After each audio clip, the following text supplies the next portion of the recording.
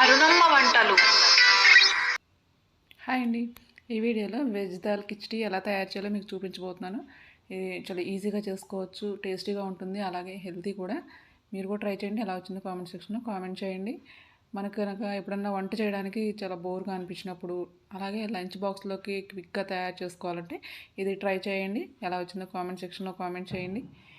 దీనికోసం నేను normal rice ఒక గ్లాస్ తీసుకున్నాను, అలాగే పావు గ్లాస్ కందిపప్పు, పావు గ్లాస్ పెసరపప్పు తీసుకున్నానండి. ఇవి పెసరపప్పు కందిపప్పు కలిపి వాష్ చేసి పెట్టుకోవాలి. అలాగే రైస్ సపరేట్గా వాష్ చేసి పెట్టుకోవాలి. స్టవ్ మీద ప్రెషర్ కుక్కర్ పెట్టుకోండి. దానిలోకి ఆయిల్ వేసుకోండి, సరిపడా మీ క్వాంటిటీని బట్టి మీరు యాడ్ చేసుకోండి. నేను ఒక గ్లాసు బియ్యం అలాగే 2 పప్పులు కలిపి అర గ్లాసు పప్పు అయింది కదా, దానికి తగినట్టుగా నేను ఆయిల్ వేసాను.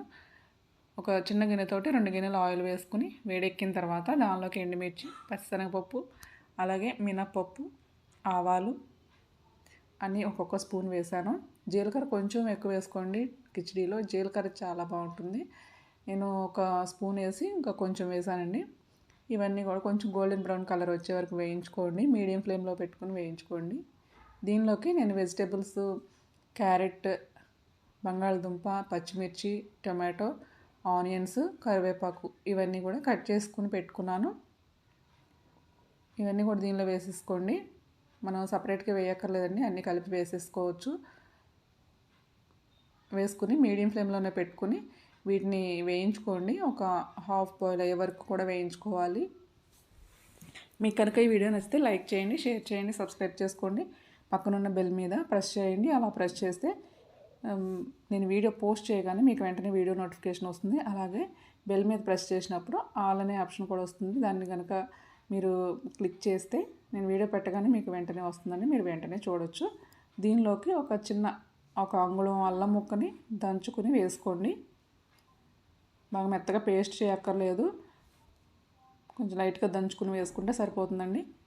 మీడియం ఫ్లేమ్లో పెట్టుకుని ఇవన్నీ కూడా కొంచెం హాఫ్ బాయిల్ అయ్యే వరకు వేయించుకోవాలి. దానిలోకి ఒక బిర్యానీ ఆకు వేసుకోండి, అలాగే కొద్దిగా పసుపు వేసుకొని ఒకసారి కలుపుకోండి. చాలా ఈజీగా చేసుకోవచ్చండి. 10 నిమిషాల్లో మనం రెడీ చేసుకోవచ్చు. టేస్ట్ సరిపడా సాల్ట్ని యాడ్ చేసుకోండి. వేసుకొని ఇదంతా కూడా కలుపుకోండి. ఇలాంటి హెల్తీ రెసిపీస్ కనుక చేసుకుంటే మనం అప్పుడప్పుడు కర్రీస్ అవి బోర్ కొట్టినప్పుడు చేసుకోవచ్చు. అలాగే మన లంచ్ బాక్స్లో కానీ మనకి వంట చేయడానికి బోర్గా అనిపించినప్పుడు కానీ చేసుకోవచ్చు. అలాగే ఎవరైనా రిలేటివ్స్ వచ్చినా కూడా చేసి పెట్టినా కూడా చాలా బాగుంటుందండి. వెజిటబుల్స్ మగ్గిన తర్వాత దానిలోకి రైస్ని యాడ్ చేసుకోండి. ఈ రైస్ని నార్మల్ రైస్ నేను చేశానండి. మీరు బాస్మతి రైస్ కావాలంటే బాస్మతి రైస్ కూడా చేసుకోండి. దానిలోకి మనం కడిగి పెట్టుకున్న పప్పును కూడా యాడ్ చేసుకోండి. ఈ 2 పప్పులు కలిపి నేను కడిగానండి, ఇది కూడా యాడ్ చేసుకోండి.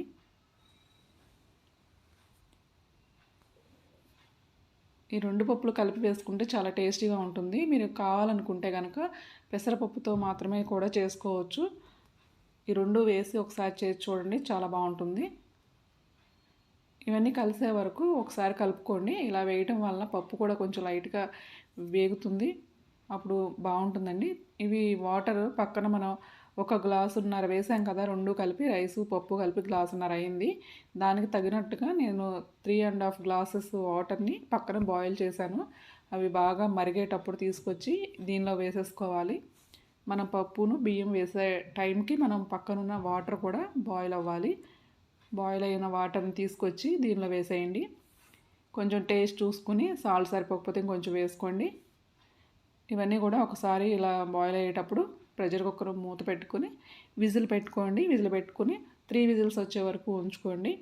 బాస్మతి రైస్ అయితే కనుక 2 విజిల్స్ సరిపోతుంది. బాస్మతి రైస్ అయితే 1కి 2 పోయక్కర్లేదండి, 1కి 1.5 వాటర్ పోస్తే సరిపోతుంది. బాస్మతి రైస్ అయితే కనుక మీరు 2 విజిల్స్, నార్మల్ రైస్ అయితే కనుక 3 విజిల్స్ వచ్చే వరకు ఉంచుకోండి. అలాగే వాటర్ కూడా 1 గ్లాస్కి 2 గ్లాసెస్ పోయండి నార్మల్ రైస్కి. అలాగే బాస్మతి రైస్కి అయితే 1 గ్లాసుకి గ్లాసున్నర వాటర్ పోసుకుంటే మీకు పర్ఫెక్ట్గా వస్తుంది. ఇదంతా కూడా ఒకసారి కలుపుకోండి. మూత తీయగానే కలపొద్దండి, ఒక 2-3 మినిట్స్ అలా వదిలేసి తర్వాత కలుపుకోండి. ఇలా కలుపుకొని మనం సర్వ్ చేసుకోవడమే. ఎంతో టేస్టీ హెల్దీ అయిన వెజ్ దాల్ కిచడీ రెడీ.